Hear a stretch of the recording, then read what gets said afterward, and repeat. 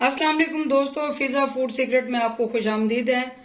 मेरी डेली की वीडियोस देखने के लिए मेरे चैनल को सब्सक्राइब करें। आज मैं आपके लिए ये बनाना और एप्पल स्मूदी बनाने जा रही हूँ। उसकी रेसिपी लेकर आई हूँ। आइए हम ये स्मूदी बनाते हैं। आइए हम स्मूदी बनाना स्टार्ट करते हैं।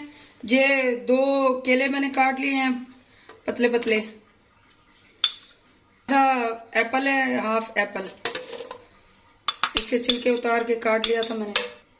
ये तकरीबन 1.5 खाने का चम्मच दही है। ये 1 खाने का चम्मच इसमें शहद जाएगा। तकरीबन 1 ही खाने का चम्मच ये शुगर जाएगी। ये इसको मैंने बारीक पीस लिया था। अगर आप नहीं डालना चाहते, ज्यादा मीठा नहीं पीना चाहते, तो आप ना डालें तो भी ठीक है।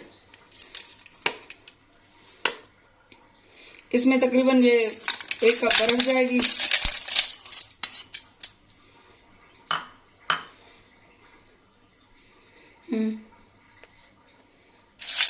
तकरीबन आधा गिलास ये दूध जाएगा। अब इसको हम ब्लेंड कर लेंगे।